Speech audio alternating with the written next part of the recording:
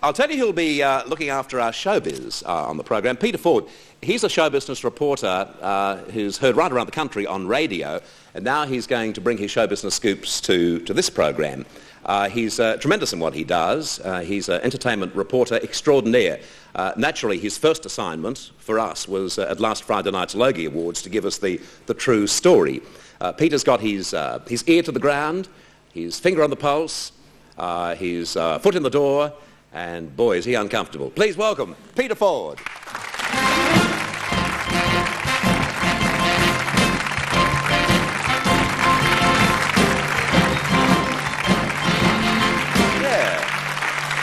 You're looking rather zazzy there. Do you like the tie? Very much indeed. One of Al Grasby's old ones. Yeah, it looks nice. And as for the shirt, of course, I saw that one at Tommy Hanlon's Circus, and it looked tremendous then too. Peter, the Logies last Friday. Give us the real griff. It was a darn good night. In fact, I put together a bit of a scrapbook, some shots I got at the Logies, taken incognito. I'm pretty new with a camera, so these all aren't terrific shots, but let's go through. There's Peter O'Brien. Now, Peter is leaving the Flying Doctors in June. He's going back to England to continue his stage career there. I caught him off guard there. I don't know quite what he was doing with his finger. Mm-hmm. Oh, there's Rob Gell. He's looking his happy-go-lucky self, isn't he? And lovely Joe Pearson. Jason Donovan, again, caught very much off guard. I think he's doing terrifically well overseas. Mm-hmm. John Farnham, he looks very happy, and so he should be, winning a Logie. That was great news for him. A bit of a gaffe there with his acceptance speech. There's Daryl, and of course, congratulations to Daryl. Sadly, Daryl wouldn't talk to me after the show. I had my crew there, but that was a bit sad. There's Johnny Young. Johnny again caught off guard. I'm going to have to take some camera lessons, I think. I'm not too good with this. The lovely Simone Buchanan, who's not all that well. She took a bit of a turn yesterday. In fact, she was here at the station, so good luck to Simone. John Wood, there, it's John arriving at the Logies, looking very happy. Very fit. So he should too. And Jackie and Darren. Who? Jackie, yes, who? That's Daryl on the left, eh? It is. Jackie in a beautiful red dress, looking very happy. Anne Charleston, again, back from England. She's been doing great things in England. Nice lady too. Terrific lady. Oh, Craig McLachlan. Craig, I think, has got a secret He's there. a delightful bloke. I hadn't met him until Friday night, and he's just a wonderful young bloke, isn't he? He really is. I think he's got a big future, both as an actor and as a personality too. I'd love some of his hair. That's right. Sadly, some sad news there, though, because he and his wife, Karen, have just split up after 2 years of marriage. I'd still like some of his hair, though. Or perhaps some of her hair. Both beaut people, and we wish them good luck as they go their separate ways. Oh, there's Ray. Ray with his Is that a message to me? I don't know. He's not looking too happy. Wilbur and Molly. A very strange look on Molly's face behind there, isn't it? Mm. That was very. Is he wearing a hat or is his head reshaped? Tony was doing a bit of a zorb with the Greek there, I think, dancing on one of the tables. Tony, of course, a former gold Logie winner. There's Ernie. Ernie, I think... There you go, and I won 27 of them. And I'm not kidding. He says he has, yes. I think Ernie had just been told that Don Lane had arrived. He's not looking... Any brawls this year? Anyone hit anyone? No, it was really disappointing from that point of view. No good punch-ups this year. Everyone kept themselves nice. There's Jeanne. Oh, caught very much off guard, wasn't she? Wasn't she terrific in the opening number? They were all great. It was a good opening number, it really was. Oh, there's Hazel. That's what living with goats does to you. Hazel has just finished a terrific season in Brisbane in the play Dinkum Assorted for the Royal Queensland Theatre Company and got rave reviews for it. It was good to see her back. There's some of the gang from Hey Dad. They were really always good fun to be with. And Christopher Trustwell there. That was about 2 o'clock in the morning. And Christopher had really enjoyed Southdown Press's hospitality. Guess who I was talking to at 2 o'clock in the morning? Do you know who? I had the phones tapped. Who? Raquel Welsh. I got this phone call 1:30 in the morning, and all of a sudden this demand that I come round and say hello to her. I said, true, my word of honour, I wouldn't kid you. I was so thrilled, and I said, who's there? She said, some of the gang, but I'd like to say hello. So I went around and said, well, I'll bring Patti. And she didn't know who Patti was, so I thought, darn this, I won't tell her now.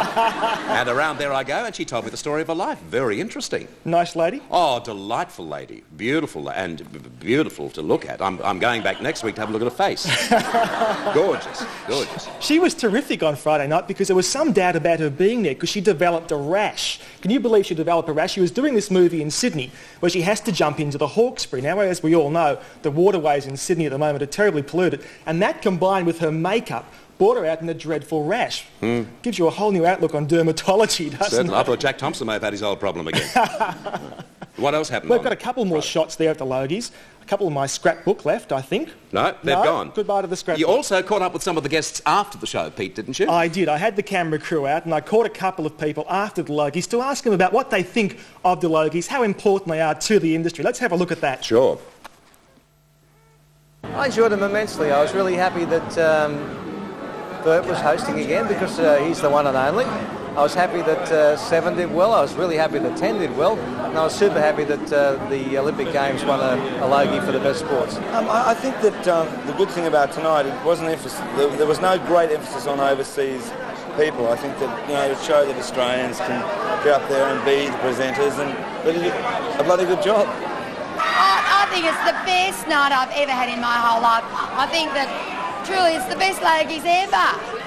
I was actually speaking to Jason's mum today, and she said that she thought Jason had won it, and I thought maybe she had, and someone else said that they thought Craig had won it, so it's great that it's such a surprise.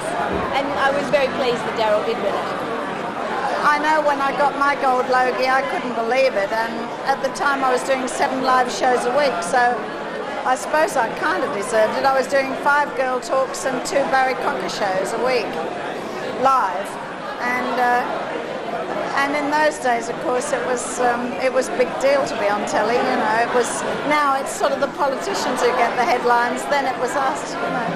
It was a beautiful evening. I mean, of all of the years I've been on television, this is the first time I've attended a Logie presentation. I've seen it from the other side at home, but it was nice to be invited to be part of it. Wonderful, wonderful, wonderful. Kamahl's on the show very soon, and I hope Kamahl realises that on Friday night it was because of me that Daryl mentioned him. Is that true? Yeah, he forgot him, yes. He should be grateful. Something I didn't tell you, Peter, it's against myself, but when, just getting back to the story of my life, Raquel Welsh inviting me around, when I got to her suite, I mean, it was absolutely huge, and there were thousands of people there, of course, knocked on the door, and this gentleman opened it, and I hadn't met her manager, and I assumed that he was the manager, and he said, good show tonight, I really enjoyed it. I said, thank you very much indeed, and, nice to see you, and he said some nice things, and I thanked him and the whole thing. We talked for about, I suppose, a minute and a half, and he said, what would you like to drink? I said, I have a beer, if I may, thank you. And I suddenly realised he was the waiter. I'd spent all this time. I mean, nothing wrong with that, is there? Peter, just recently, you were mixing it with the rich and the famous on the QE2. I certainly was. I think you got the better deal with Raquel Welsh because I got Helen Hayes. Now, Helen Hayes is 88 years old, so... Don't be a snob, Peter. But a remarkable lady. I've been on board the QE2. Now, the QE2, of course, is the world's most luxurious ship. It's a bit like being on a floating tomb, though, because the people are pretty old. But I got the chance to meet Helen Hayes, who's a remarkable lady. I mean, she started acting in 1908, won 2 Oscars, and she last year went to Hobart to the Theatre Royal, where her great-great-aunt, Catherine Hayes, had been a singer and sung on... I thought you were going to say, met her. I asked her about that visit to the Theatre Royal and to stand on that stage. This is what she told me. Okay. It's a beautiful little gem of a theatre, and I thought, I wonder what it would be like to be up on that stage and look out on this exquisite auditorium. So I got up there. There were some little steps at the side, and I went up. There was nobody there but just my couple of friends who were with me traveling and the manager of the theatre. So I thought, I wonder how it sounds, what the acoustics are like. So I said a line from Twelfth Night, the Willow Cabin speech, and I recited this little speech, and then it was over. I felt so good that I'd spoken from that stage. When I was leaving, they gave me a little booklet with the story of the theatre, and that's where I learned that my great-great-aunt had stood right on that spot and sung. She's lovely. Her son, Robert Arthur, he was one of the co-stars in Hawaii, whatever Hawaii it was. Hawaii Five-0. Yeah. And of course, her husband, Charles MacArthur, was a great Hollywood screenwriter. Not Hawaii Five-0, the one with Jack Lord. Is that Hawaii Five-0? Oh.